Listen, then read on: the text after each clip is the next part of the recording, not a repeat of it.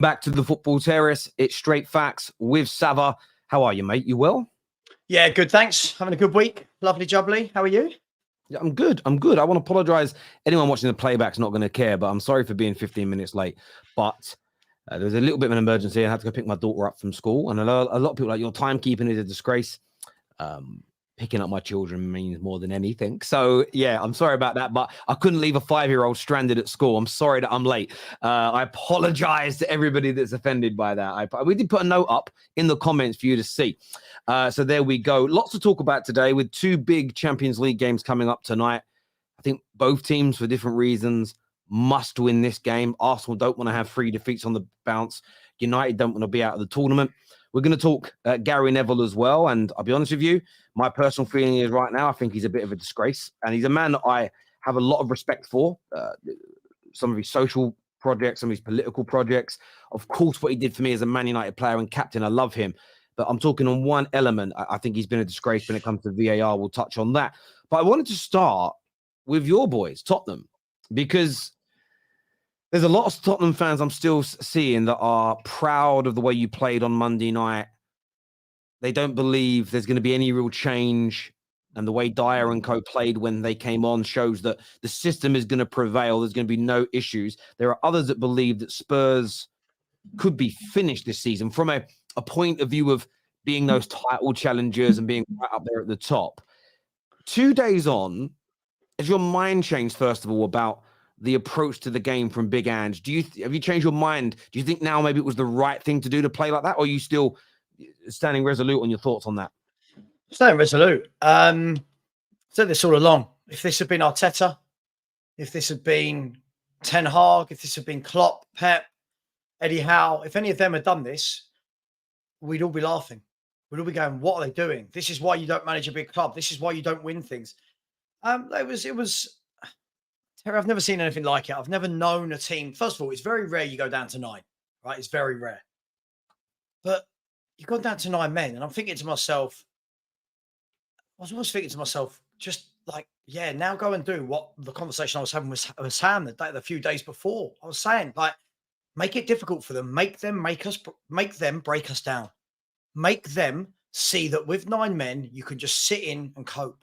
And not even sitting. It didn't have to be like on the edge of the box, Terry, but just drop 10, 15 yards and make them break us down. We didn't. We literally said, do you want a free shot at goal every time you go through? That's basically what Ange Postecoglou did. And look, playing a high line is one thing, but can we find another term for this, Terry, than high line? A high line isn't on the halfway line. That's gone beyond being a high line. Well, the stratosphere, right, is about as far away from Earth as you can be before you're in space. Is there a word that you can use like stratosphere? Like, I don't know, like sort of, there's something there. I don't know, you wouldn't call it a stratosphere line because that doesn't sound right, but strata something. Someone smarter words than me. It's about it's as high as you can go until you're automatically playing every Chelsea player on side. And I want to play a clip. Clip here. Do you know who is it? Flav. He's a Spurs fan. He's from the Fighting Cock. Yeah, I think he's a fighting cock. I've seen him with. I want to play you a clip from him on TalkSport 2. Have a little listen to this. Udogie out, Van De Ven out as well. Does it worry you a bit that he's going to stick with that in the games you've got coming up? No. Why would it worry me? This is the way. Just because those players aren't. Let's be honest, they're not as good as those other players that are coming out at playing that system. It doesn't matter. You don't change the way you play. This is the way Postecoglou wants us to play. This is the way he would have set up at the start of the season if those players weren't available. He said to James Maddison before he signed him, and said, look, you're going to see a different Tottenham, whether you sign or not. James, if you sign with Spurs, that's great. But if you don't, you're going to see a different Tottenham Hotspur this season. I'll come back to him in a minute. He had basically said that losing Van de Ven, losing James Maddison, losing Romero, it's inconsequential. The system will prevail. And he's also essentially saying that he's happy that we didn't adjust how we play because we went down to 9 men. When you hear, and there's a lot of Spurs fans saying this, especially the ones in the public domain, the Flavs, the Jamie O'Hara's, these guys all praising this. Do you feel like they're gaslighting Tottenham fans a little bit? Because this feels like it could be disastrous for Spurs in the coming weeks. It's all about, do I want to say things to be popular, or do I want to say things because I'm on TalkSport and I'm getting clicks and likes? This is the same Flav. I've got nothing against Flav, by the way. I think most of the time he talks sense, but this is the same Flav that did a show about Enoch and Levy out and how those people are idiots. And it's like, well, hang on, we haven't won anything for 16 years. Look, let's take his first statement there. Does it worry you? Now, that's a very different question to, will Ange continue to play the same way? The answer to that question is, Terry, yes, he will. If the question is, does it worry me now that Van De Ven and Romero are out and we're going to continue to play that high line? How on earth can anyone say it doesn't worry them? We're going to have a back two, Terry, of Eric Dyer's got to play, right? He's the only senior centre-back left. That means in alongside him, we're going to have to put Ashley Phillips in, who's played 8 first-team games for Blackburn Rovers and is 18 years of age, or Højbjerg again, or Emerson Royale. None of these players, other than Ashley Phillips, who's quick, but this would be his debut, not just for Spurs. This would be his debut in the Premier League. He's had 8 senior appearances of football, and we're going to say, okay, yeah, just play a high line, just play a high line and okay, we might get away with it at Wolves, I don't know. But let's play a high line against Watkins, Diaby, Zaniolo. Let's play a high line against Foden, Grealish. Mate, I get it. I like what he's trying to do, the manager with the football. But a really good creator said to me the other day, I won't name any names, a really good creator said to me, there's a difference sometimes between what you want to do and what you need to do. And I think there are certain situations you've got to look and go, have I got, liken it to a recipe, Terry. I could turn around to you and go, you know what? I want this meal tonight. And you might turn around and go, oh, but Sav, we haven't got 4 of the 10 ingredients needed in the fridge to make that meal. Okay, I'll make something else. Are we just going to say now that we look at this personnel and go, yeah, don't worry, this is how we play? Again, I get what people are saying from a brave perspective, but I don't ever want to be part of a fan base that is celebrating losing 4-1 to Chelsea, an average Chelsea team, and then saying, really, really proud of that. I'm not proud of that. That was a mess. That was an absolute shower of shite. You've got to learn from what Jurgen Klopp did. Make it difficult. So for me, mate, this is utter madness, but we'll see. We've got 3 tough games coming up, and we've got Wolves away, Villa home, Man City away without Van De Ven and Romero. Do you know what? For me, listen, I understand everything you've said. After the game, I was really excited. I enjoyed it as a neutral. I love this. It was weird to watch a team play with that higher line with 10 and 9 men. And I enjoyed the fact that for about 20 minutes of the game, Chelsea kept on breaking that line, but missing, or the goalie was saving. I thought, wow, this was just entertaining to watch. But once I kind of calmed down, listened to people speak, had time to reflect, this idea that it nearly worked is crazy. Yes, Eric Dyer nearly scored a screamer. Yes, right at the end, there was nearly an equaliser from Son. But that's all predicated on Chelsea missing so many sitters. There's a difference. If you'd have done this and stopped Chelsea having any chance on goal, and then Eric Dyer nearly gets a winner with a slightly offside goal, then I could stomach the argument that it nearly worked. The second element is this lie that's being perpetuated that Big Ange didn't change how his team played. He did. Because when you guys are 11v11 on Saturday or Sunday, whichever day it is, Saturday, I think, and you're playing Wolves and Wolves have the ball at the halfway line, I can guarantee your back 4 will not be on the halfway line. Right. So this notion that he doesn't change how he plays. Yes, he did, because your line typically is not as high as that. He had a thought of, let's play a really high line with 10 men and 9 men, and maybe it will work, and it hasn't. If he doesn't change his game, then I expect to see that line. And by the way, stratospheric. I'm going to call it a stratospheric line, because it's about as high as you can go before there's no oxygen left. I guarantee he doesn't do that on Saturday. So this notion that he changes how he plays, Well, look, I don't know Flav at all. I've got no issue with him. It's not me calling him out or being disrespectful to him. He's a great content creator. When I say I don't know him, obviously I know who he is. Yeah. He is a good content creator. And he is. I just look at it as there's a bit of copium in there. There is an element of I've got to back my team. We're so excited about what's to come. At the end of the day, the greatest managers of all time, the most attacking managers of all time, when they go down to 10 and 9 men, become harder to beat, become more resolute, and sit back a little bit deeper, including Pep, Fergie, etc. To think that Big Ange, and I don't mean this rudely, he could go on to be a very good manager. So far, at his age, I see nothing that puts him into the category of a Fergie or a Pep Guardiola. The fact that there's this weird notion that he is suddenly going to buck that trend of football and play like this always, and it's going to be successful is crazy. Klopp, you mentioned Klopp. Go back and look at Klopp's early days at Liverpool. This man played heavy metal football, and he played at 1,000,000 miles an hour from kickoff. And what he realized was happening is, one, only better players. Two, we were hitting 70 minutes in every game and falling off the edge of a cliff energy-wise and conceding goals. And he had to introduce better game management. He had to change where his line sat, and he had to change the level of energy that was used from the first moment right throughout the game so they could survive. He had to adapt his system to make it viable for winning the major trophies in England. If Big Ange doesn't do this, and I believe he will, by the way, he'll just be like a Bielsa, exciting and fun and praised, but in the end, always going to fall short because it's suicidal to be that open at all times, no matter the scenario in a game. If you go 2-0 up in a really big match, everybody starts to shut up shop, hold on to the ball more, sit deeper. If you just remain open, you could be dominating the game, but you might still concede 2 goals. Why would you ever do that? It will cost Spurs in the end if they believe they'll play like this 90 minutes every game, no matter what the situation. For me, it's crazy. It's a crazy notion to even promote, in my opinion. Yeah, do you know what? I'd never actually looked at it from that point of view, Terry. If I'm brutally honest, the fact that when people said, "Oh, he didn't change his philosophy," and it's like, well, he did. He actually doubled down from playing a high line to playing an even higher line. Like that's mad. Most teams go the other way. I also agree with you. I've been having this debate with lots of fans in the last sort of 48 hours that, oh, well, it nearly worked because we nearly scored a goal. Yeah, but it also, if Chelsea could finish their dinner, that game would have been 7 or 8-1. And if the game is 7 or 8-1, are we sitting here having a very different conversation about being proud and it nearly worked?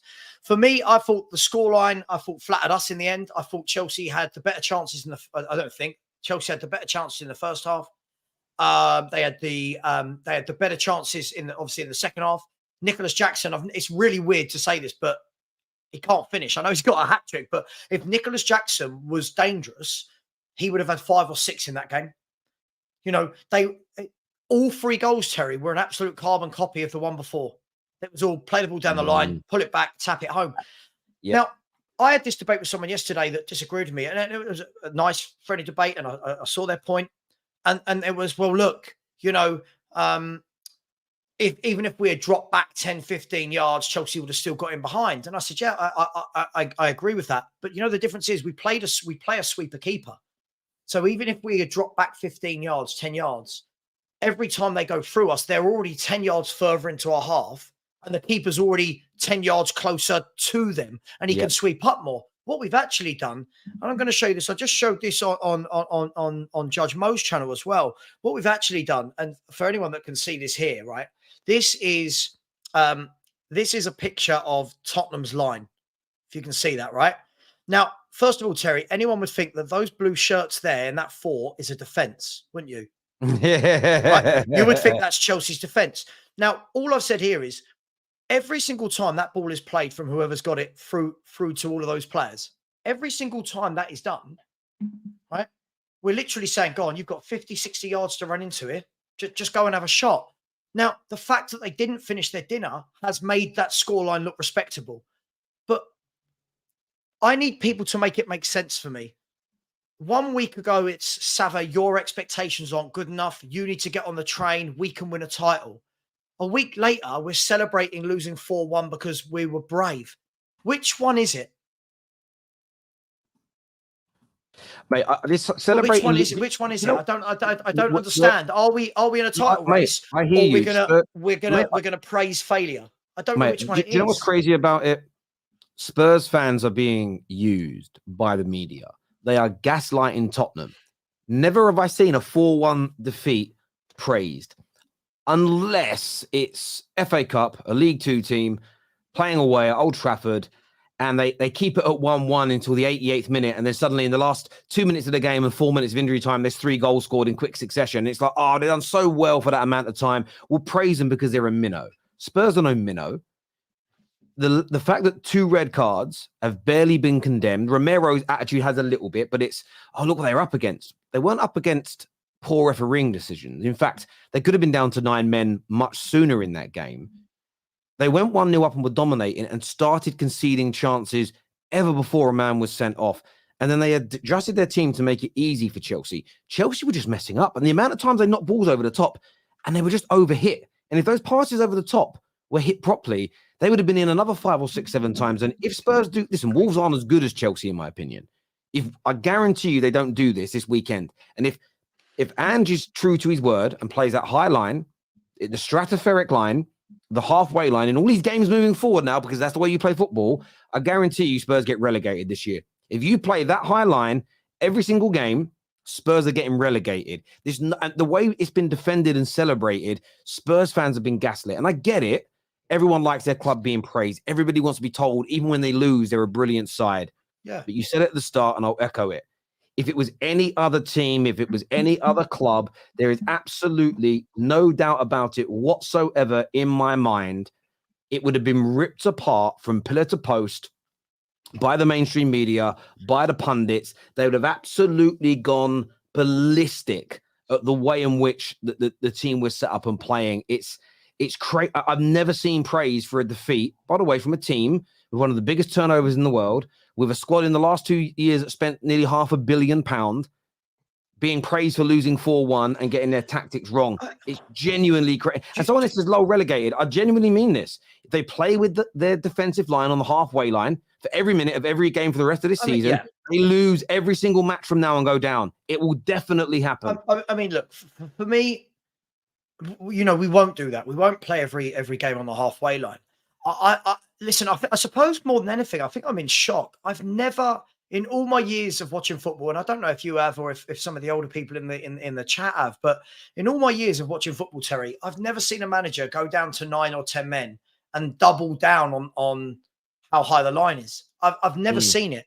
And for me, I just think that a lot of the praise it's getting is because people are so scared of criticizing Postecoglou because they're worried what everyone else thinks. People, every time he makes a substitution, it doesn't matter if it's good or not. People are scared to say, oh, I don't understand that. Some of the things I've seen, this wasn't even aimed at me. Somebody else I know who thought he got it wrong sent me a screenshot yesterday of their YouTube comments, right? And it's not anyone who's a part of my channel.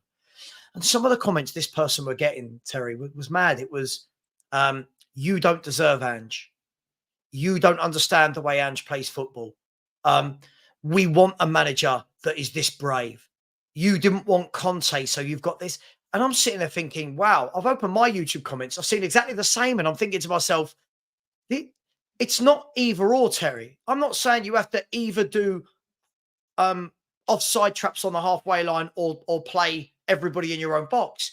But there's got to be a happy medium. I really like Postecoglou. I think he's a great manager.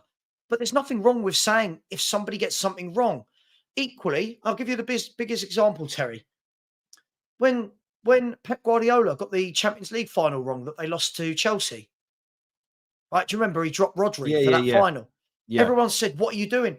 Everyone's allowed to be criticised, but it seems now we're in this era with a lot of the Spurs fans where if you criticise Postecoglou, that it means you want him sacked. Or look, I don't want him sacked. I just thought he got a decision wrong. I just thought he got it wrong, and all the ifs, buts, and maybes of, but what if we scored? Yeah, but we didn't. And we let him fall. And yeah. Are you likely to lose with 9 men? I mean, I think it's hard to beat if you do what Klopp does, but there's more chance of losing than if you've got 11, of course. But when you're gifting the other team chance after chance after chance, you're literally saying, go on, beat us. That's what he was saying for me. He was literally saying, go on, have as many shots as you want. And Chelsea obliged, and they did. And I'm sorry if this makes me a bad fan because I don't condone throwing away a game, then I'm a terrible fan. But I've not seen a madness tactic like that from many people. I thought it was a terrible, terrible bit of management. Mate, I agree. I just want to say to the viewers, YouTube's doing some madnesses at the minute. It's kind of, it's their end. It isn't us. Just refresh your stream. It should work. I always say again, I use a VPN. I use NordVPN. I've got mine now set on the UK. It's working fine. So if you've got a VPN, please use it. We were up to like nearly 2,000 people. And a minute ago, it dropped down to like 200 people watching. But give it a little bit of a refresh and it should work. Let's go to some of these super chats here. First one says, people confuse constructive criticism with negativity. It is okay to say your opinion. That is what fans are here for. They want the club to succeed. It's also about echo chambers as well. Like, genuinely, people love. Society has created so many of them that it is now transpired into football, and especially with the younger generation. People live in a world where they don't want to hear contrary opinions to what they believe. And I can understand it when it comes to more serious matters of life. But even then, you should expose yourself. When I listen to a lot of political commentators, I typically listen to people I don't agree with, because I don't need to listen to people that I agree with because I agree with them. So I listen to people I disagree with to hear their thoughts and their feelings, see it from their point of view. I just don't think that happens in any walk of life. And it's now transpired into football, where you kind of listen to people talk and you can just kind of tell that they are not open to listening to what anybody else has got to say. And it happened to you on the show the other night. You haven't sat there at any point and said, we've been crap at every moment of every game for the whole of the season. You have said some good things and some constructive things. Some people just hear it as, oh, you slag the team off, you're toxic. So, well, that's because you've got cognitive dissonance. You hear one thing that you perceive as negative and you go, this guy hates us. No one hates you. And like I've said, I think there's loads of great things that Big Ange has done. And I don't even believe, I don't believe, by the way, that he's going to do what a lot of the Spurs fans are telling us he's going to do. I don't believe that he's going to play suicide football all the time, no matter what's going on. I agree. Do you know that statement he came with after the game where he said, I would do this again, even if we had 5 men? Yeah. This isn't strictly true, Terry, because when we went down to 10 men against Luton, we regressed. We regressed. We didn't push up and play that high line. So it's not strictly true what he was saying. But look, listen, I love Ange. I think Ange is everything that this club needed. But I'm also one of these fans that thinks give it a couple of years to take shape and to build and to grow. And look, I've said, if we finish in Europe this season, brilliant.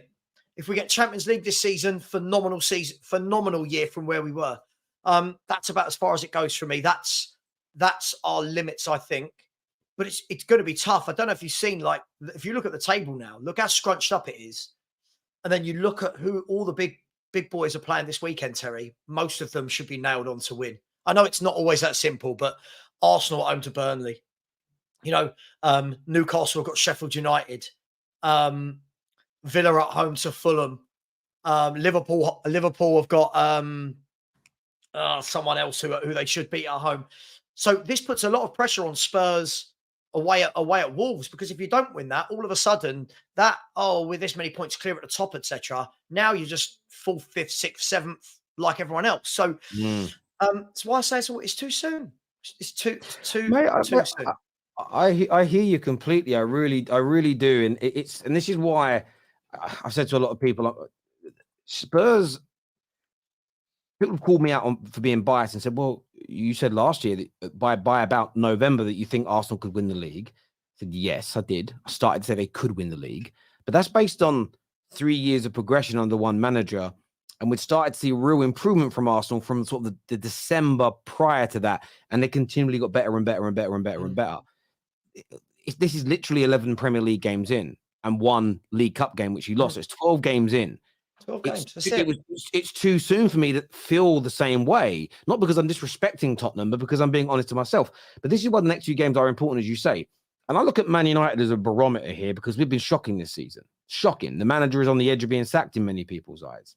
And you are currently 8 points ahead of us. But you go through the next couple of games and lose, and Man United got Luton next and whatever else after that. We suddenly pick up 2 wins in our next games. Suddenly Man United are 2 points behind you. And that suddenly means that greatest ever start to your Premier League season, and you're suddenly a point or 2 behind a Man United team who's been laughed at all year.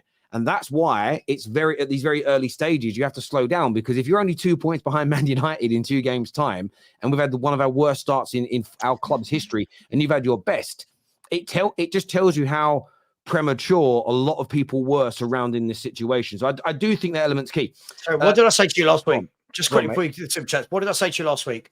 3 games in football is everything. Do you know what? 3 games in 3 games, Spurs could be level on points with Man City at the top of the table. In 3 games, Spurs could be 10 points behind Man City. 3 games is everything. And this is why I know, listen, I know how I'm perceived. I get it. I know how I'm perceived. I get there's a need because there's been no success for immediate gratification that we're great, that we're going to do things, that we're going to win.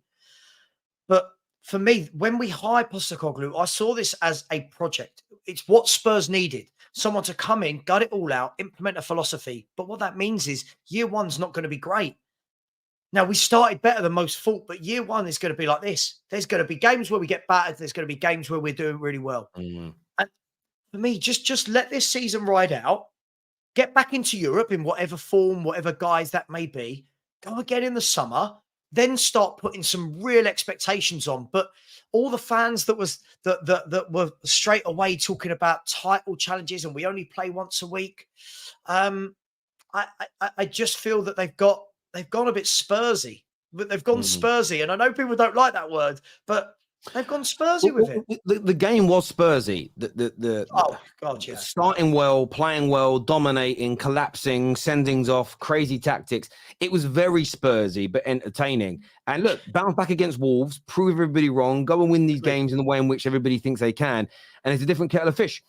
Dean here, for great points, says Chelsea got to defend deeper too because of the high line. This is very, very true. They did because it makes it harder for you guys to attack them on the counter. I've watched Ange for years as an Aussie. I think you two underestimate Ange when he says he'll always press. I'm not talking, Jim. I'm not talking about the press. I think you've got to press at the right times always. We're talking about the high line, and that's why I've said City will sit back if they go down to 9 men, but they'll still pass and move in the same way. They'll still get back into shape if they attack in the same way. They won't. You don't have to abandon your philosophy. It's the high line because the reason why we know he changed is because he doesn't play with that high line all the time. It is a I get this a lot. It's a nonsense. I get this a lot. Nearly all the comments that come into my YouTube start with, "I'm an Aussie.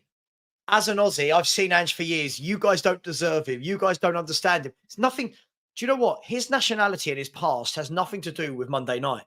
That could have been Pep Guardiola doing that, who we all know and love, right? That could have been Pep Guardiola. That could have been Alex Ferguson. You don't make that tactic change. It's nothing to do with, this is just the Ange way. That may be the Ange way, but it's just seen us get battered 4-1 at home to a London rival. What part of that makes any sense? So, yeah, I agree with you. This wasn't about the pressing. No, I agree. And the pressing at the right times was absolutely correct. I'm not having Ange slander. We are allowed to praise the 9 men left on the pitch. And again, and non-fossil football. Jim, you're right. Praise the fact that you're not playing a Jose style of football. And I actually said it in my match reaction, agree. The work rate that the players on the pitch put in, that element you can be proud of. But this is the thing. That's not an overarching statement of I'm just proud regardless. You can say, Liverpool fans did it and they were right. And I said they were right then. They were proud. They should have been proud of the Liverpool players that held on right until the end because those guys put in a shift. And it does make you proud when a team works out hard. But this is why I always talk about it. It's about layered thinking. Layered thinking is important here. It's not just, we pressed and I'm happy, so I should be happy with everything. There's elements by the way, the 9 men, elements you should criticize. The 9 men left on the pitch. I don't think anyone's got a problem with them. I thought even the players that I don't rate of the 9 men that were left, I thought they were magnificent. I thought they were failed by the tactic given to them. I'm not going to blame Dyer, Emerson Royale, Pierre Højbjerg. I'm not blaming them for this. They were hung out to dry.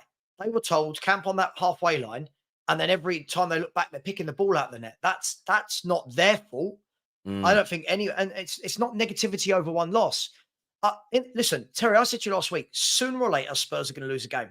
I'm a Spurs fan. I'm used to losing games, right? I'm not bothered we lost the game with 9 men. I'm bothered that we just gave it to them with 9 men. So when people say words like you're complaining, you're negative, there's nothing complaining about it. I think it's negative to do what he did. I thought he was negative. People will go, oh, he's positive because he's still pressed. Sometimes you've got to be a little bit more sensible. You would never see Pep or Klopp do that. You just wouldn't. They would not have done that, No, Terry, would they?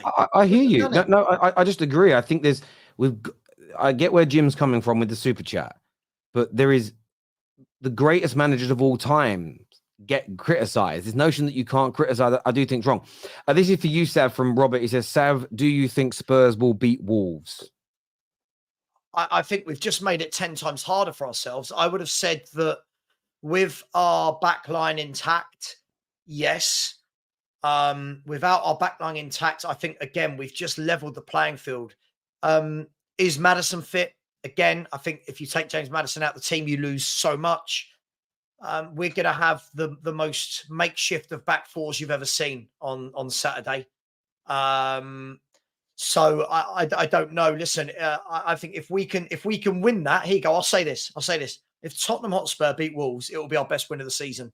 With the circumstances, it will be our best win of the season. I agree. The Wolves game is not the one I'm as worried about. I'm more worried about the two after, my friend. But look, if we can win that game, kudos to the players. But I think it's going to be, tough. And if I'm the Wolves manager, I am saying play the ball down the channels and run at that back four. That's all. That's what I would say over and over again. I absolutely bet. And AMT here says 2 names, Neto and Cunha, will destroy a higher line. Listen, I think most teams, any team with an element of pace will do that. And if you've got Wolves are a good counter-attacking team anyway. But this is what I'm saying. That line isn't being played. This notion that how Spurs performed in that game with 10 and 9 men is just the Ange way. It might be the Ange way when you get a man center. But listen, if that's the case, I'm doing dark arts against you, man. I am pinching bums. I'm stepping on Achilles. I'm doing something to get one of your players sent off because most teams are harder to beat with 10 men and 9 men, many say. And you're right you got called out for that. And what made me laugh when people were calling you out, Sav said it's harder. It is when you employ the tactics that Klopp and that did. If somebody said, yeah, but what if you play a high line on the halfway line and press, you'd go, no, it's easy. Like it's not even a call out for me. Two things. Right. First and foremost, look, firstly, I am so grateful that Neto is actually injured for this game. I don't wish injuries on anyone, but we already know he's out. Secondly, let's remember that we didn't lose the game because of Postecoglou. The game was lost because of Romero and Udogie just having absolute brain farts as always. But thirdly, when I had that debate with Hassan, I assumed that my manager was intelligent enough that when you go down to 9 men, you don't try and attack the other team with every 5 minutes. You sit in, try and contain them and hit them on the counter attack. But Ange set his stall out early. When we went down to 10 men, when people can say that Liverpool still lost, but Liverpool lost. How many shots did Spurs have in that second half that actually troubled the goalkeeper? Barely any. And it took an own goal. Yeah, they came off of that, and you go, wow, that is how you defend. We came off, and people are going, brilliant. We lost 4-1. It should have been 8. Anyway, I think it's hard to play against 9 or 10 men. I'll stand by that. We see it every time a normal manager employs his tactics. And one of the other things I'm getting, Terry, is people going, oh, does it matter if it's 2-1 or 4-1? Well, let's say we get to the end of the season and the difference between Champions League football is 1 goal or 2 goals. These things matter. These things matter. People keep telling me to think more bigger picture. People keep telling me have more belief in your club. But then when I have belief in terms of, right, keep it tight, don't get your goal difference down, people go, no, it don't matter. Just, 4 goals, 6 goals, it doesn't matter. It's just ruined our goal difference from what it was. And the brain farts from Romero and Udogie have cost us for the next 3 games. Well, Romero's cost us for the next 3 games. So, but listen, we're now a fan base that just want to praise everything. So I'm just going to join in, Terry. Yeah, it was brilliant tactics. It was absolutely brilliant. I loved losing 4-1 to Chelsea, and we're going to win a league. There you go. Clip it. There you go. Mate, this here says, so which back 4 would be presented? No, Udogie, Romero, Dyer at centre-back, but momentum for the game after Wolves is needed to win. Also, wish Arsenal got Livramento. Yeah, Livramento looks great. I think Robert Sav's already kind of gone through what he would do in that game and who he thinks is going to be in there. And yeah, Livramento looks really, really good at the minute. I suppose Newcastle fans are just hoping that he can stay fit. Yeah, he's impressed. Arsenal and Chelsea fans argue in a pub which team is worse. A Spurs fan enters and the discussion stops. Wow. Again, there's an element of truth in that as well. But we'll move. We move. Viewers, make sure you're hitting the like button for us. Make sure you are subscribing. I know there were some problems earlier with YouTube. I think it's sorted itself out again now. If you haven't hit the like button, do it. Also, go and follow a friend of mine's YouTube channel. I said I'd give him a little bit of a push. It's called The Squad. Go and give it a little sub right now for us, please. Link is pinned in the live comment section. So go and give that a go for us. There's like 2,000 of you watching. So it'd be nice if you go and give him 2,000 subs. You won't all sub, but please go and do it. And maybe the person who's on stream with you, I don't know, maybe that guy that might want to. Oh yeah, football heritage. Yes. I hear you. Cool, Scope. We'll do that at the end. We'll push everyone that way. I'm just kidding with you, man. Ella Spurs says, with 9 men, why would you do a low block and trust a back line with a midfield and centre back we don't trust? We will still create chances with a high line. We still create a chance with a high line. For me, again, as I said, I don't think it needed to be the ultimate low block. I think when people are talking now, they're talking as though there's only 2 ways of playing. You either go all out attack or a low block. I'm just saying, why didn't we just drop 10, 15 yards and make it a bit more difficult for them? That's all. Anyone would think that what I'm asking for is out of the realms of what any other manager in world football would have done. Like, if I'm wrong and Ange is right, that's fine. But no other manager in world football I've ever seen do that. And why? Because they don't want to get their pants pulled down at home 4-1. But apparently when we get our pants pulled down 4-1, we're happy with it. People at the fan cams outside, not all of them, there were some good ones. The fan cams outside, people going, I'm so proud of the boys today. I'm so proud. This is what Ange has implemented. What? Everyone losing their minds in the first half and getting yellow cards, red cards, fouling, giving away penalties.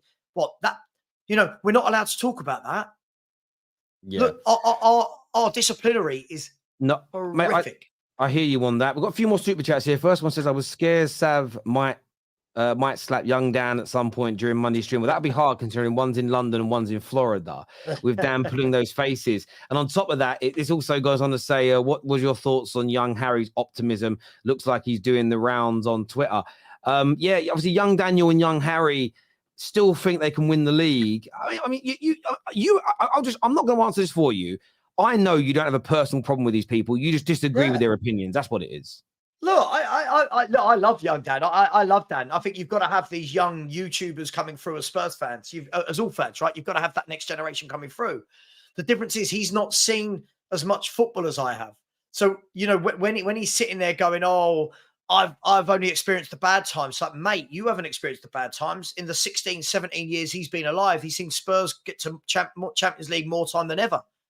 He's seen us in finals. He's seen Champions League final. He's seen some great football.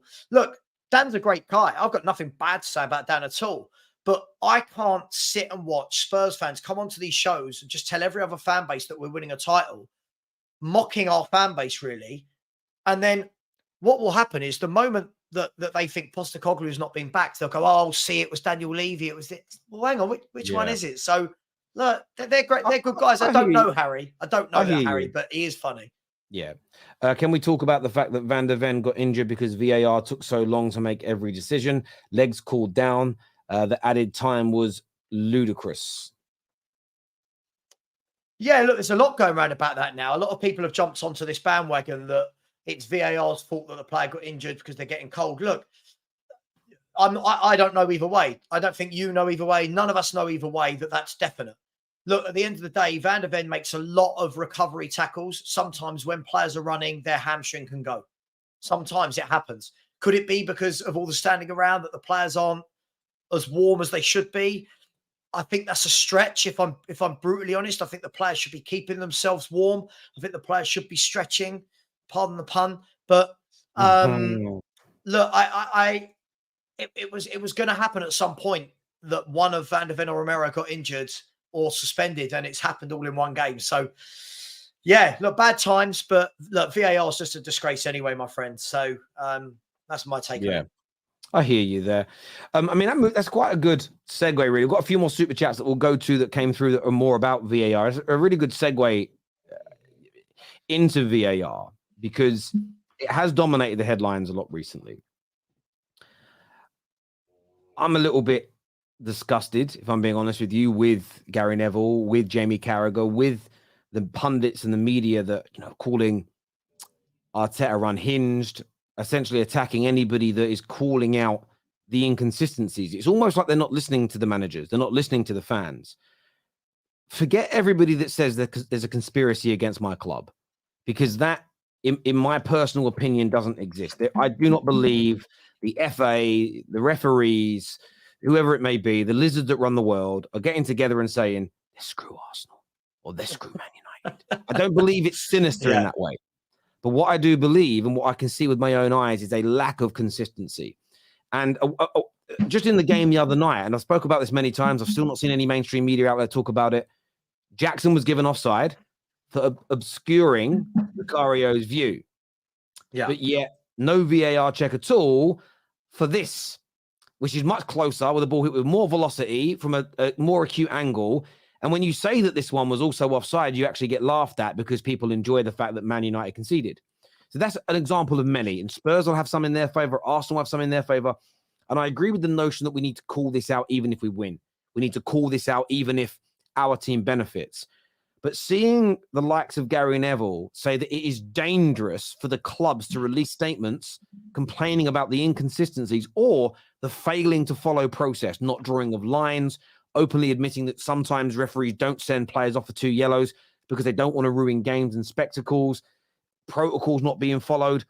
For them to say it's dangerous for managers and players and in turn fans to complain about these things, genuinely, I think is disgraceful, because all we're going to do if nobody does anything now, this is just going to continue. I personally think I've seen Jamie Carragher say it and Richard Keys, both live on television, state that we shouldn't be complaining about this too much. We shouldn't be trying to stop managers from complaining because it's great television. And I do believe that plays a part. I'm calling it the Kardashian effect. How can we add additional drama to what's already going on? And I'm not saying the referees are making the decisions on purpose, but I believe that they're making mistakes. And if we don't come together as a footballing world, media, fan media, everyday fans, whatever it may be, and push back against this, the decisions are only going to become ever more problematic because there is no accountability for these individuals. And I love Gary Neville, genuinely got so much love for that guy. This is probably going to stop me from ever working with him. He probably doesn't know who I am, and I had no chance anyway. But what I'm about to say probably will. But I've got to speak the truth. It means I'll probably never get an invite onto the overlap. But I've got to speak the truth. And I think he is a disgrace for playing this down and saying that he's dangerous to release a statement about inconsistent and full followings of the laws of the game. I can't fathom why he thinks that. Look, I agree. I do agree with you on this. Look, I think that when we're combating VAR, and I'm sure most people now, I might be making this up, I'm sure most people now within the football world are just absolutely fed up with every game being run by VAR. Said to somebody yesterday, there was so much VAR during the Spurs-Chelsea game that you might as well have got cheerleaders on to entertain the crowd, those people that pump out T-shirts out of the cannons in the NFL and that, because people are sitting around for 4 or 5 minutes at a time waiting for a decision to be made. I think this has got to be one of those things where it shouldn't matter if I'm Spurs, you're United, he's Arsenal, she's Villa, this, that. I think this is one where all the clubs need to get together as a United and say, this has got to change, because the rules are so wildly inconsistent. They're still getting decisions wrong. No one now knows the rules. If anyone can sit here and tell me they understand every rule of English football now, they're lying. No one seems to know what's a deliberate handball, what is not, what is the body angle, what does the lines mean on the VAR, what's this, what's that, when is a ball out, when is it not? The whole thing needs looking at. It's slowed football down. It's killed football. There were the Chelsea Spurs game on Monday night. There were 12 minutes injury time in the first half. right? There were 4 goals in the first half disallowed, right? Red card decisions being looked at, goals being looked at, offsides being looked at. Like we're trying to make football an exact science with 100% accuracy. Terry, it's a sport. There are some sports that are this fast paced. You cannot make this. You cannot make this 100% accurate. When you slow down some of these tackles and we look at them, we go, "Oh, that's a bad one." Yeah, it looks bad because you've slowed it down. In real time, it's probably not. That's offside, but is it offside? Because what? His nose hair is slightly sticking out, and it's gone mad. The fans are to blame as well. All football fans are to blame. Players are to blame. Refs are to blame. Because what's the first thing that happens now when any decision goes against you in a football match, Terry? What do? Collectively as players and fans? Oh, VAR, look at it. Like before, the refs used to get things wrong, and you'd have your moan, and it would be, you don't know what you're doing. All of that kind of stuff that added to the drama, but the game played on.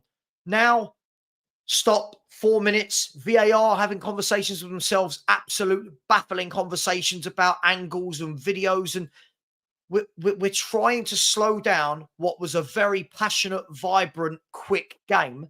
And it's now turned into American football, so to speak, because it's stop, start. Here's a stat for you. Of 100% of I think there was 100 minutes against Chelsea the other night.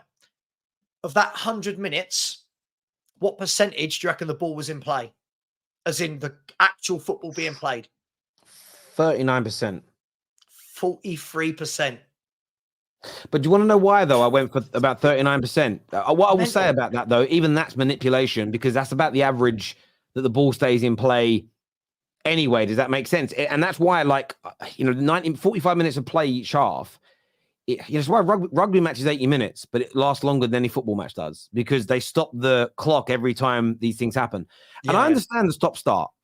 I love VAR when it first came out. I was an advocate. And the reason I was an advocate is because I do want it to be, in terms of decision-making, I do want it to be as close to a science as possible on certain things. So, for instance, did the ball cross the line? I want to know. We've got the tech to do it. And I think goal line technology is the one bit that is impeccable. Brilliant. Champions League, very quickly with automated systems, they get an offside for you. Still want them to show it on our screen quicker, like they do with Hawkeye in tennis, and they do with Hawkeye and goal line tech. Like, get it up quicker for us, because I don't trust them. I'm a bit like, no, I want to see that it was offside before I relinquish that. But it's two things. The subjectivity argument has ruined this, and clear and obvious error has ruined it, and the lack of transparency. Because what's now happening is fans aren't even annoyed. The reason things are taking longer is because the pressure we're putting upon VAR. But we're putting pressure upon VAR because they're inconsistent. And I understand this subjectivity, but that should only last for so long. For instance, we know that Romero's tackle was a red card. So now we know that Curtis Jones's was a red card. So now anybody winning the ball or not that follows through, studs high on a shin, Casemiro last year, we know they're red cards. So there's a body of work that we remember it as fans. So these professionals, it's their job, their only job in the world is to know all this stuff. They should know instantly, bang on the replay. And these replays should be being watched by somebody while the game's continuing, because the games often go on for a period of time before they get brought back. They look at it and go, yeah, looked at it from 3 angles. It's identical. It's within it's ballpark similar, to the other red cards we've given. That's a red card straight into the ref's ear.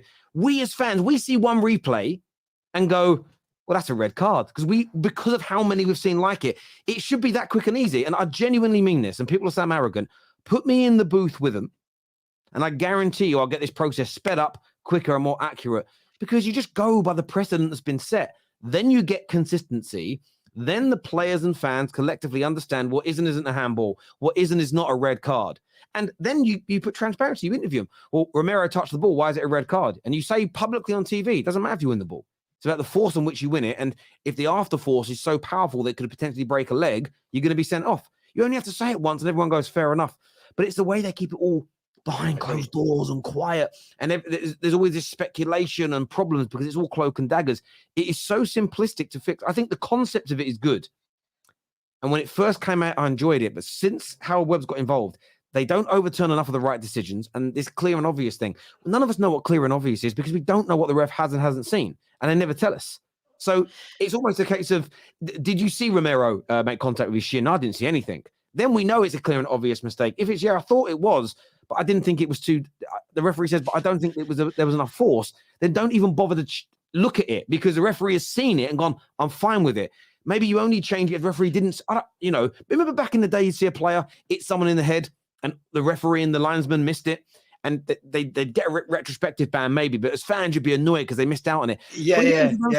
Maybe you boil down and you only use it for goals or off the ball red cards, not tackles. Like boil it down for things that used to annoy us, like goal line technology.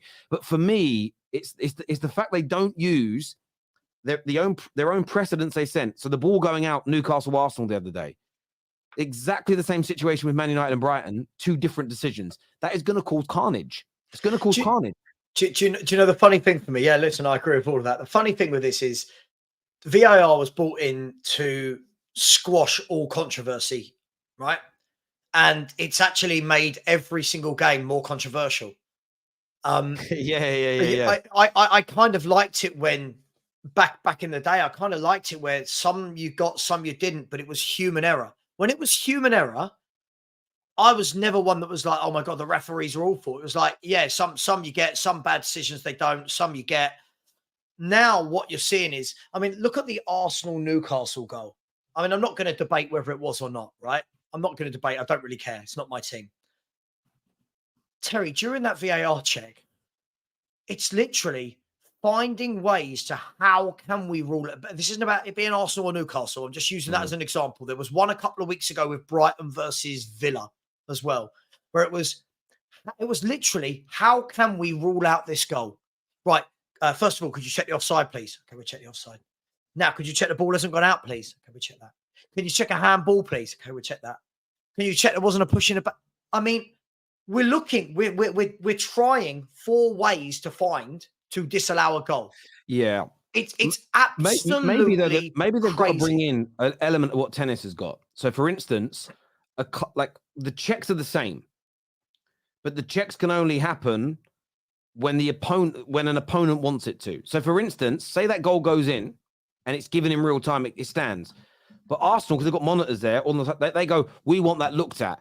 Then you are looking for a reason to disallow it potentially because it's being requested by a team. And if you get, just like in tennis, and if you get the decision right, then you keep your challenge. If you get it wrong and they say there's no reason for us to disallow it, then you lose it. One, you'll get less breaks in play because you're not going to make challenges for everything. You're not going to challenge everything. You're not, because you're going to, and tennis players don't do it. And theirs is quicker and they still don't challenge for everything because you get it wrong, you run out of challenges. They only really challenge the ones that they are almost sure to certain that they've got accurate. Maybe you bring something like that into this as an example. I'm not against them looking for that. I don't mind that personally. I get where you're coming from though. For me, it's a case of how did Luton have a goal disallowed against Tottenham for a slight nudge in the back when a man was jumping, but Joel Linton doing the same thing? And again, nothing's ever going to be identical. No consistency. Consistency. Exactly. And nothing's going to be identical. But as football fans, we don't need it to be because we're not stupid. This isn't a court of law and you've got to prove it's an identical situation. It's, hang on, that's a nudge in the back. That's a push in the back. They're pretty much the same thing. How has one been given and the other one hasn't? For me personally, that's where I've got a problem with this. And I think they need people, whether it's ex-players, fans, and I'm talking not a fan, of a pie in his hand and a pint, but someone that's, got a little bit of brains, a bit compos mentis, his understanding is a little bit unbiased. It will sit there and go, hang on, you've disallowed 3 goals this season for pushes in the back. Why not this one? You're almost challenging it real time in there. And I don't even think it would take long until you would push them to be more consistent. But the thing with Gary Neville, though, why it annoys me is because I see Gary Neville do this with diving as well. When Neville first started commentating, he'd call out diving. Wrong. We always used to call out diving in England. And I used to like the fact we called out diving. I was never a fan of it. I got threatened once outside Old Trafford doing a fan cam when was on full-time Devils all those years ago, because I said that we should ban Rooney ourselves for 2 games for diving. And people wanted to lynch me. And I've always been against it. I don't like it. I'm not a fan. And then Gary Neville started changing his tune. maybe 2014, 15, where he started talking about how, well, the defender made it easy. The defender left his leg there. The player, was encouraged to dive because the player mistimed the tackle. And I'm sitting there thinking to myself, how the hell are we making excuses now for diving? And you find out, because most teams dive, it's a much easier argument to win, to go, well, it's on the defender as opposed to the person diving, because most of our clubs dive more than we suffer the effects of diving, if that makes sense. And I was annoyed that these ex-pros started towing that line. I'm like, no, we should push back against it. I don't care that in other leagues, in other countries, it's celebrated as a tactic. I like the fact that it never was in England. It's just something I liked about our game. I'm not a fan of it. And I saw them change their tune. And that's what's annoying me about this VAR thing. They've always complained about referee decisions, and suddenly it's now the worst thing that we can do. And I don't think encouraging diving has helped improve our game. I don't think encouraging inconsistent refereeing decisions is going to help our game. You want the game to be the best it possibly can be. And that's why I'm annoyed at what Gary Neville's done, because I think on both those counts, he's utterly wrong, and it goes against the spirit of the game. You want consistent decisions. You want the least amount of cheating possible. And when you see cheating, you should call it out. Back in the day, you see a player already at a 45-degree angle before the contact happened. And then now, there's no people always trying to evade injury. No, you're not. Have you got children, Sav? Look, no. Okay, maybe nieces. The amount of times I nearly tread on my kids when they get under my feet, but I managed to get out of the way. A football player can get out of the way of a trailing leg if he wants to, but he doesn't. He leaves his leg there, starts falling down, dives and goes over. We all know what he's doing. We've all played football. We all understand it. But yeah, all these things for me, I just don't like how the media erodes. Can I be honest? That way. I'll be honest. I've never wanted VAR. I loved goal line technology because it's an absolute. I never wanted VAR. Nothing I've seen, Terry, in the years it's been put in has made me change my mind. I want to go back to how it was. I want to go back to football fans being able to celebrate a goal rather than waiting 3 or 4 minutes to see if it stands. I've been a couple of times this season to see some non-league games, and I've been down to Charlton in League One because it's just down the road from me, and Dartford in the conference. You know what? Sometimes it can be more enjoyable because the game just flows. There's no VAR. A very good friend of mine's a season ticket holder at Leicester and said that the best thing about them going down, is no VAR. And my brother's an Orient fan. He did the same thing. My brother said he's getting disillusioned with watching the Premier League. He said because he goes, VAR just ruins it. He says, yes, there's mistakes that happens at all levels. He went, but go and watch football where when the League Cup games have been on recently. I'm not going to lie, I was enjoying them for the fact there was no VAR. I was like, at least the goal goes in, it's a goal. So no, I do get it. This here from James is interesting. He says, watch Serie A. The refs barely get a decision wrong, and any VAR check takes less than 30 seconds. Yeah. Same with automated offsides. Do you know what? It is Premier League refs, but it's also the processes they put in place. Yeah. They are so convoluted and difficult. And I guarantee if you just get some intelligent fans and intelligent ex-pros to go in there and look at the process, you can strip 80% of it out and make it quick and more efficient. There's probably layer upon layer of nonsense that you don't need. This here says, by the way, just because I don't agree with you about the high line doesn't mean your channel isn't my favorite channel on YouTube. Big up Terry and Sav, bro. And we love challenge here. And I can't speak for every other YouTuber, but I don't block people for disagreeing with my opinions. Never have, and I never ever will. I like the challenge. It makes the shows far more fun. This is refs or just use refs that aren't corrupt. Maybe. I don't think they're taking payments, by the way, personally. This here says Gary Neville just says what he is told. He gets paid to say certain things. There have been accusations of that by ex-referees this week, that they've been told that certain people have been told by their bosses at certain TV companies to toe the party line and play this down. No one has said it's Gary and Jamie, but there's speculation that it is. Mark Halsey, the ex-ref, has spoken to PGMOL. He said it's bad. Terry and okay, we'll come back to that one later. Stupid to compare that to Liverpool. Lev was fending a draw. Thank you, B. I don't like Neville and Carragher using Ange's quote to benefit their view. Ange said he respects the ref, but VAR is ruining the game's integrity. Yeah, this notion that, again, Spurs fans need to push back against this, because the media have, again, gaslit you. Oh, my God, Ange is the greatest manager ever because he isn't calling out refs. Trust me, if you get screwed against Wolves, he will be calling it out.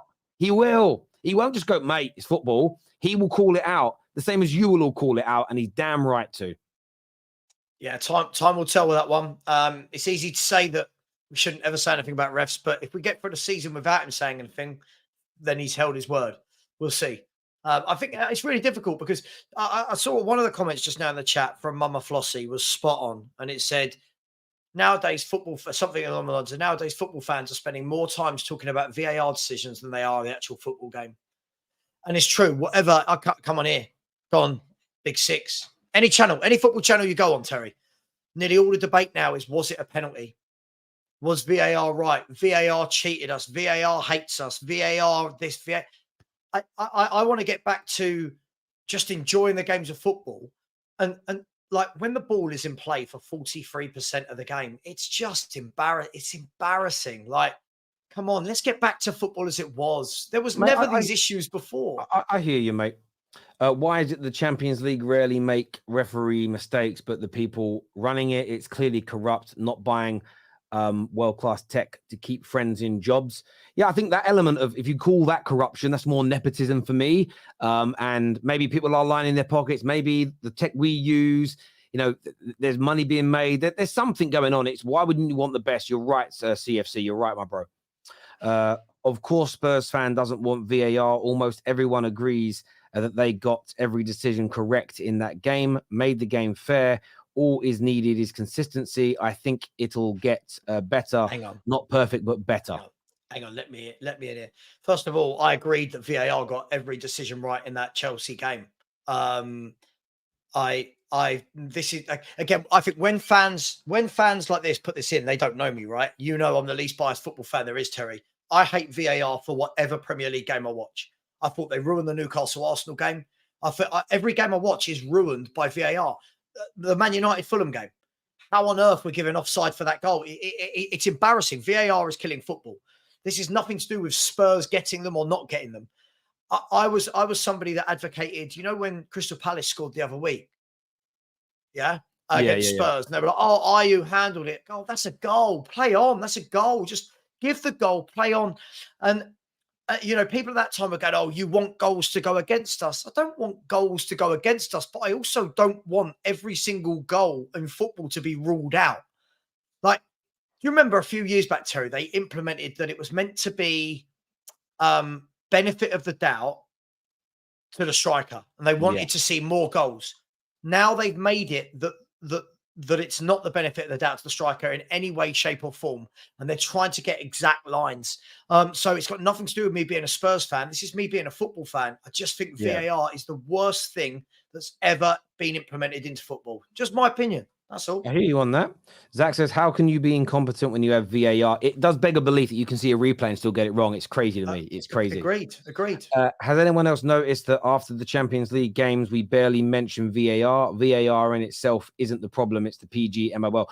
This is what you remember. The technology isn't the problem. VAR is a person. It's the video assistant referee. So VAR is a person. That's there's the referee, there's a referee assistant, there's the fourth official, and there's the VAR. Yeah. The technology isn't the problem. To a degree, the implementation isn't really a problem. The lines, they could get the tech to make it better. It's about the inconsistencies and the humans behind it, Charlie. You're right on that bit. The Premier League will never use world-class tech because it is rigged and they can control who wins and loses to help with the drama. That's the element, B, that I want looking into. Because that's the element where I believe there is and I don't think it's conspiratorial as in we're going to ruin. They don't make. I don't think it's even a decision they make before the game. I think it's in-game. But we see that with refereeing decisions. Like the last 3 or 4 penalties that Man United have conceded, the speed of which that ref's blown the wrestle and pointed at the spot has been, he's almost pointed at the spot before the fouls happened. It's so quick. Yet we barely get penalties. And then when we do, it's, okay, you can have it. And again, that tells me there's something subconscious going on in the minds of these individuals. Ramsey's foul on West Ham. Ramsey's foul on West Ham's first goal in the League Cup. No VAR. Few minutes grumbling by Arsenal fans. Fans move on and focus on the bad performance. This is true. I hear you on that. Premier League makes too much money to implement the world-class technology. Offside line. Maybe it is all about money. You could be right there. Big Champions League games tonight, though, Sav. Must win. What's the Champions League? Yeah, you never won it, have you? What's European football? Yeah, that bad boy. Yeah. Man United, if they lose tonight to Copenhagen, they are pretty much out of the tournament. Do you think these players and Ten Hag are going to handle the pressure, or do you think maybe, just maybe, they're going to bottle it again tonight? It's difficult, isn't it? Because as I said before, this Man United team just looks really bad. Even games in when I'm seeing you win, like against Fulham, it's just bad. There's just no cohesion. Look, can you lose tonight and still go through? I think you can if Bayern beat Galatasaray. Right? If Bayern Munich beat Galatasaray tonight, right, in Bayern, is that right? Yes. Yeah. So Bayern, let's be fair. Bayern more than likely will. I'm not saying it's an exact science, but they'll more than likely win to move on to 12 points. Even if you lose, you'd be bottom of the group if you lose, but you'd be 1 point behind both Copenhagen and Galatasaray, who would have to play each other in the last game. And then you'd have to beat Bayern in Bayern, right? Or Bayern at Man United. Bayern at Man United, right? Look, it's not impossible. A Man U have a habit sometimes of kind of getting through these difficult moments. But look, Copenhagen, I'm guessing they're going to be really up for this. I was quietly impressed with their their kind of resolute performance in the first leg. Look, it's bad times for you lot. It's bad times for you lot. And I think this is the sort of thing you need to kickstart. I think you need a win in a game like today to take some pressure off. We'll see. I think he's got to be under pressure because the football, I don't know how you feel as a Man United fan, but the football you're playing is some of the worst in the league. From what I can see, it's awful. So apologies. No, you're right. It is. It is some of the worst. It is some of the worst football in the league. Sorry, I'm just typing something in on another computer screen while I'm talking to you, and I'm trying my absolute best to make this work. And I don't know what buttons I'm meant to press because I'm stupid. That ain't the button. Anyway, that's not the right button. I'll come back to that in a minute. Yeah, look, I think from my point of view, I agree. I hope we can win. Of course, I do. Look, I'm someone that thinks Ten Hag is going to foul based on the fact that he isn't trying to implement what he's famed for. I don't really want to go over that old ground again with the viewers because they've listened to it so many times. But I still want to win. I still want him to be successful. There's a lot of talk about brand new CEO coming in, Sir Jim getting full control of the football. And do you know what's really funny? They might fall away, but nobody wanted Sir Jim because there was talk that like Nice had never really improved under him for however long he's been there. They're top of the league right now and ahead of Paris Saint-Germain. So they might not maintain that. They might fall away as an example, but they're talking about the Paul Mitchells of this world coming in to run us. And there are some that think, well, Ten Hag may improve under that. The problem is he's got to win games. To save his job, he's got to win games. It doesn't matter how good your football is. You have to win games at a club like Man United. We can't afford to go out in the group stages. We need the money because of the debt from the knockout stages and what it would bring. But on top of that, if he's going to turn things around, this is a high-pressure game. People just go and look at some footage of what the Copenhagen fans are like at night games. It is going to be a cauldron. It's going to be a cauldron of pressure and anxiety, noise. The Copenhagen fans are up for it. It's one of the biggest games. A lot of people that live in Copenhagen, they support Copenhagen, but a lot of them are Man United fans. You know, there's a lot of, in Scandinavia, we're huge and always have been. So this is one of the biggest games in Copenhagen's sort of last 10 years. Man United come into town. They are up for this game. We need to be at our best, win the match and play well after, the win the other day. Then maybe there is an opportunity to bounce back, get a bit of confidence back in the legs of the players, get a bit of blood back in their legs, a bit of air in their lungs, working a little bit harder. I want to be confident about it and I want to say we'll do it, but I have a horrible gut feeling about this game. I'm worried. I think it's going to be one of those nights where we just end up losing again. And the manager then may be staring down the barrel because top four is looking difficult. I know we're only, I think, a point behind what we had at this stage last year, but it's the performances. The performances for me are the issue and they're not there. And even more, I want to win tonight, but I'm being honest with you. If we win without performance, I'm still going to be frustrated. Because we need to start putting performances together. There is the belief that this can become sustainable. So I am worried. I'm worried about his starting lineup. In the last 2 or 3 games, he has picked players in positions that make no sense, but whilst leaving better options on the bench. I don't think there's any, a lot of people want to see Kobe Mainu play. I'm glad he's not there, though. That's one good decision. You don't give a player his debut in the first team in a crunch Champions League tie away from home. Maybe a striker, someone that scores goals. Definitely not a holding midfield player. In a game like that, you've got other players that can come in and do it. But yeah, I'm really nervous about it, mate. I can't lie. I'm shitting myself a little bit, if I'm going to be honest with you. I really am. Because as much as I don't think the manager is going to be a success based on everything I've said before, I want him to win. I want to be wrong. But I just don't believe in this team at all right now. And it's horrible to say as a Man United fan. I want to believe in my team. I want to be excited before games, but I don't. I dread it. I call it the heartbeat effect. It's like hearing the heartbeat theme tune on a Sunday night and you get that realization that it's school in the morning. You've got to go to bed early and you've got to get up. And I just don't. I'd rather us not play. I actually enjoy watching Spurs and Chelsea and Arsenal and everybody else play and reacting to that. I hate it being Man United at the moment because we're so bad. We really are so bad. Abdullah says, bad performance is something different from bad officiating. Sadly, all the pundits are against Arteta, requesting him to play better, and he shouldn't disagree with the ref decisions. They should play better, definitely. And again, two things can be wrong at the same time. Every neutral fan said it was one of the best games of the season, and the VAR was part of making it an exciting game. This 43% play is nonsense. It was very attacking back and forth. This 43% play nonsense is a fact. We can't just pass off facts as nonsense. The ball was in play for 43% of the overall time the game was going. I'm not sure what this person's problem is, but you can't just...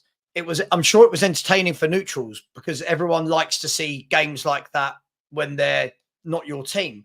But from my point of view, if you've got 43% of the ball was in play for 43% of the time, it just means that the game is constantly being stopped for VAR. Everyone's constantly standing around.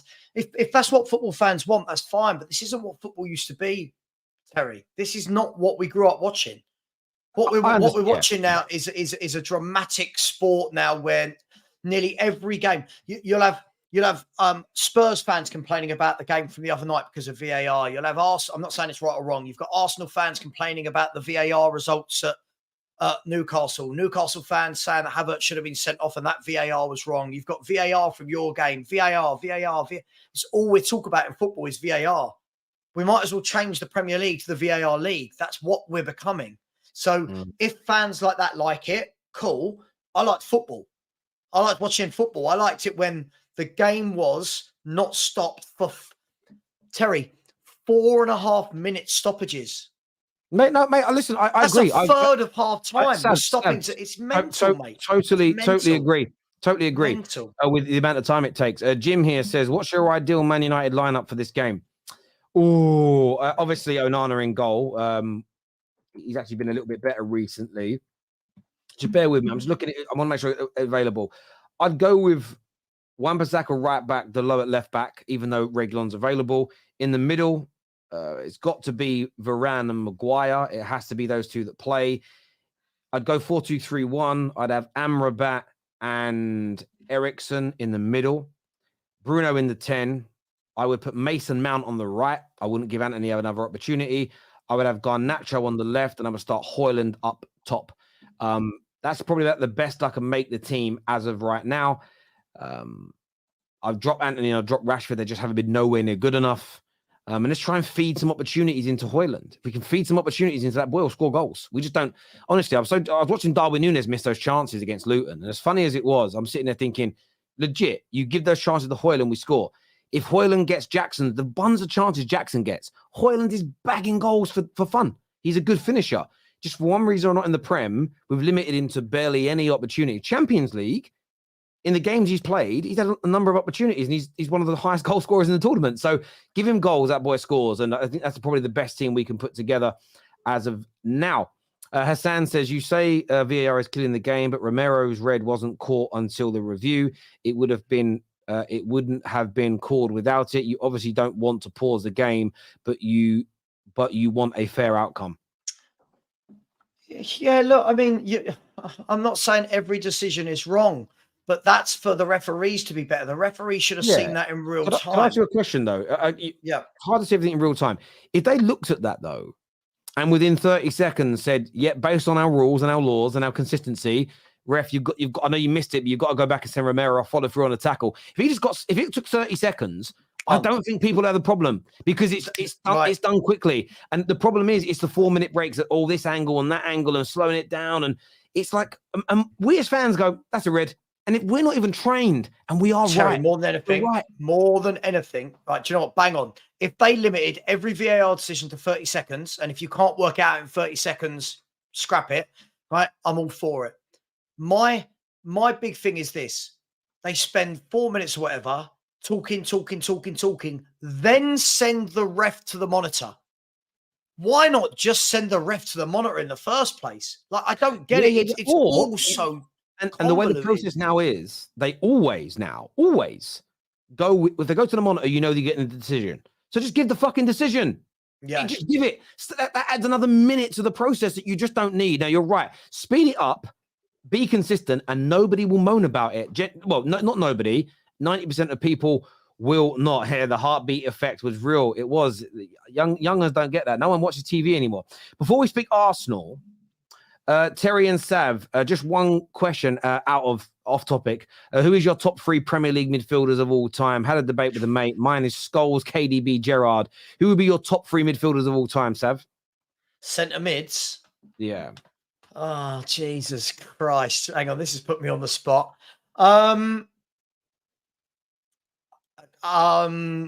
There's too many.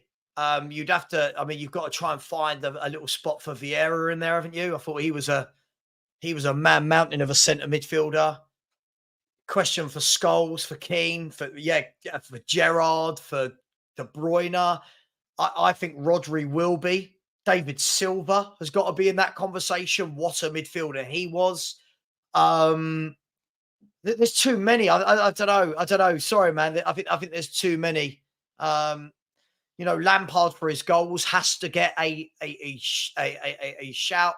Who else? Somebody like an N'Golo Kante, who's done that job with both Chelsea and Leicester City, helping them win titles. He's got to get a shout in centre mid. There's too many for me. There's too many. Brian, maybe not Brian Robson because he was old school, but listen, there's too many. There's too many for me in the Premier League era. I did mine about a year ago, and it's changed. I did mine May in 2022. I said mine. I did top 5, and it was Scholes, Lampard, Keane, KDB, Vieira was my top 5. And I based that on what I call the holy quad, which is sort of trophies. Ability, consistency, stroke longevity, outputs, and trophies. And I based on all those things there. Mine has changed now, though, since KDB helped lead his team to a treble and a 3-peat. And I have it as Scholes number 1, Kevin De Bruyne number 2, Lampard number 3, Roy Keane number 4, Vieira number 5. I'm not sure my whole top 10. Kante's in my top 10. David Silva's in my top 10. I think Gerrard comes in about 7 or 8. The only thing that holds Gerrard back is he never won the Premier League. And, winning that and performing in teams that are in title races is a hard thing to do. And he did, I'm very consistent on that. And for me, the reason I put KDB number 2 is I just think on ability wise, he just has more than Lampard and more than Roy Keane. When I first did it over 18 months ago, he hadn't done a 3-peat in the Prem, hadn't won the Champions League, hadn't won a treble, but having added those trophies and been influential, I'm very true to my word. He's moved up the pecking order. The only reason he won't go above Scholes is Scholes still has so many more trophies in the Premier League and at 39 years of age was dominating midfield and winning Premier Leagues. And I think that counts. I'll tell you what, this person for me wouldn't be in the top 3 or 4, but someone is definitely an underrated midfielder that won absolutely everything and was dominant in one of the best midfields in the world for 10 years. Michael Carrick never, ever gets talked about. And what a footballer that man was. Bro, I think absolutely top-class central midfielder that ran games. And let's be fair, only didn't get more England caps because no manager could quite work out how they weren't going to play Lampard and Gerrard together in a 4-4-2. My top 10, now you say that, this is what it was. I have to redo it now for the KDB, but it was Scholes, Lampard, Keane, KDB. This was back in October last year. KDB, Vieira, Silva, Steven Gerrard, Yaya Toure, Kante. Number 10 was Carrick. Stroke, I had him joint 10th with Cesc Fabregas. So like, I look at my top 10, and the reason I keep Michael Carrick in there, he wasn't fashionable, but he was so integral for a Man United team that won so much. He just wasn't very fashionable. Yeah. But yeah, those are my top 10. But yeah, KDB's now gone to number 2 on that list, because you just can't ignore being the linchpin of a treble. That sends you up. Because do you know who I think will be in there in 3 or 4 years? Is Rodri. Rodri keeps performing like he is. I think. Do you know it's funny really, because Rodri's the kind of person that will.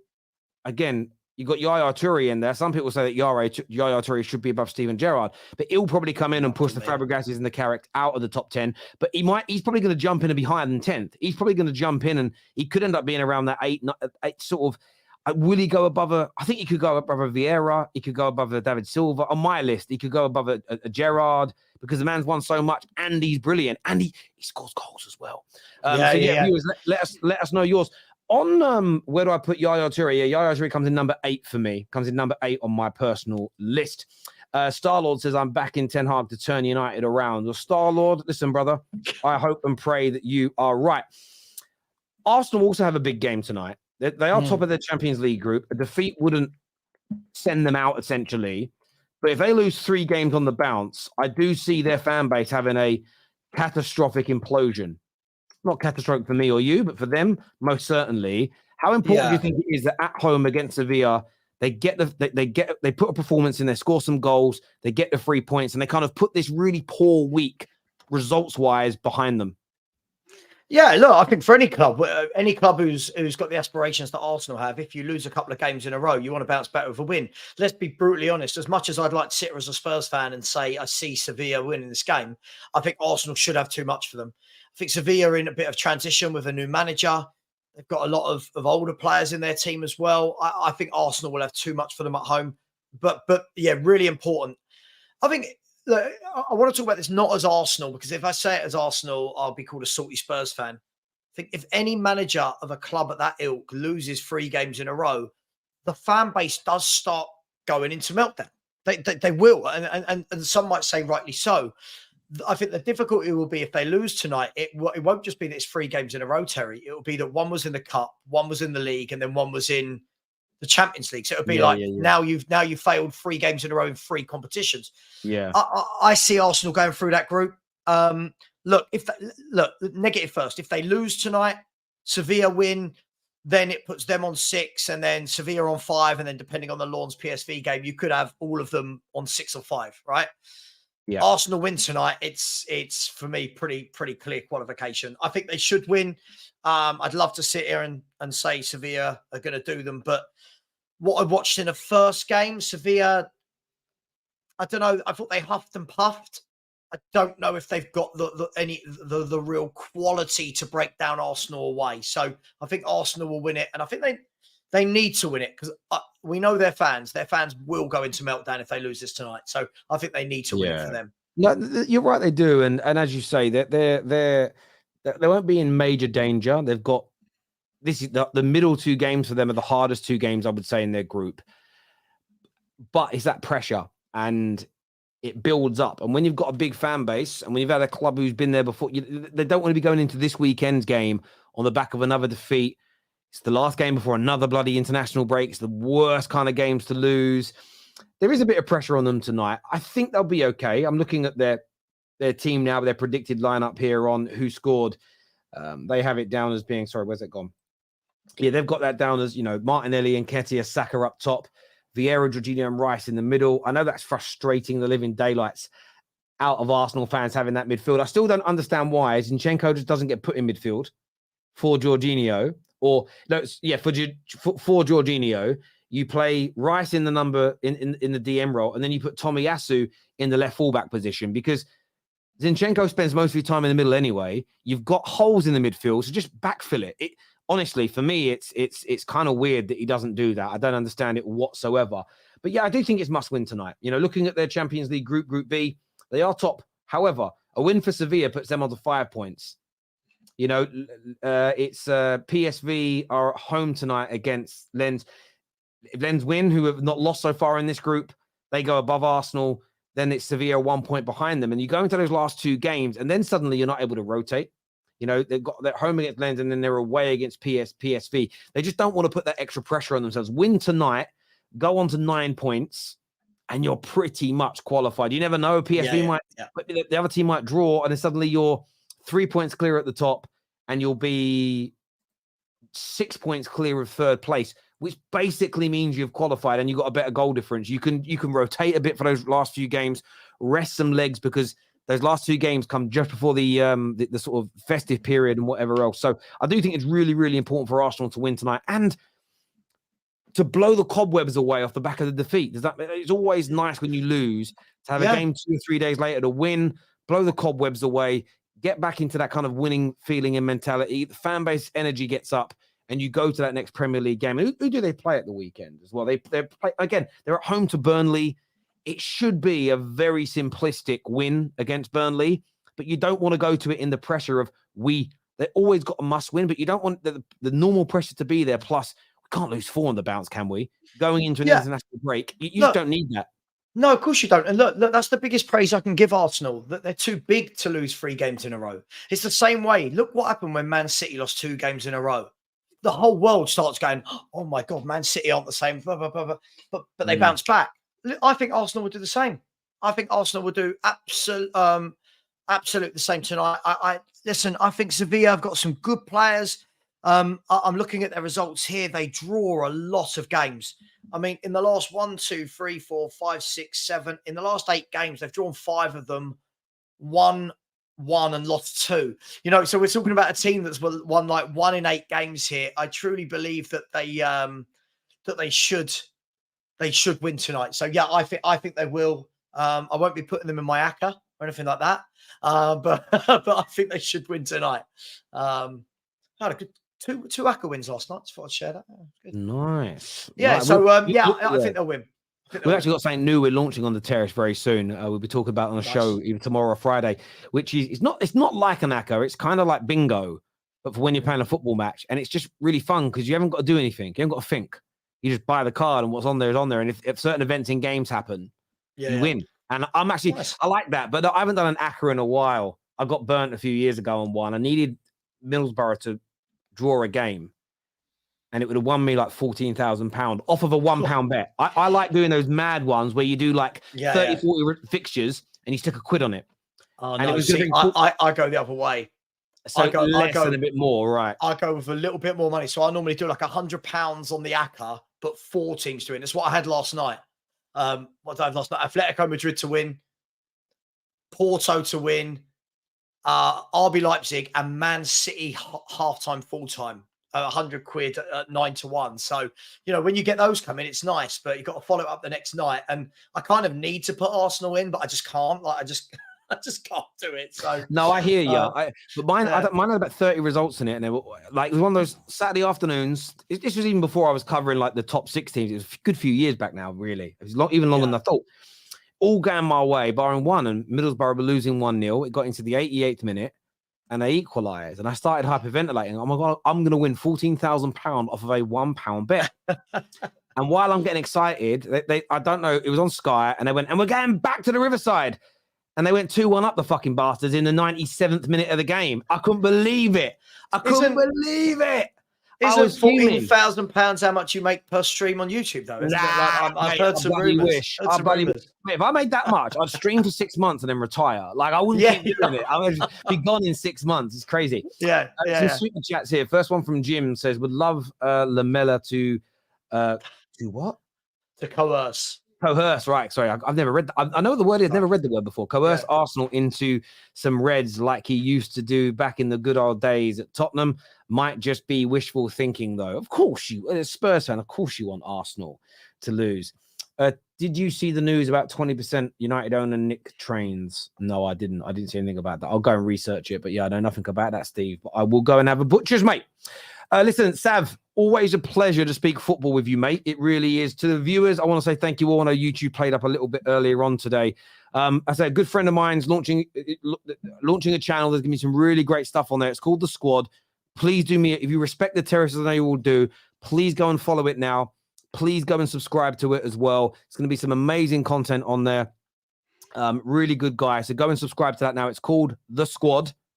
The link's pinned to the live comment section. So go and do that now, please. I'd like all of you, if you can, to go and do it. But I want to say thank you. I want to say goodbye. I want to say God bless.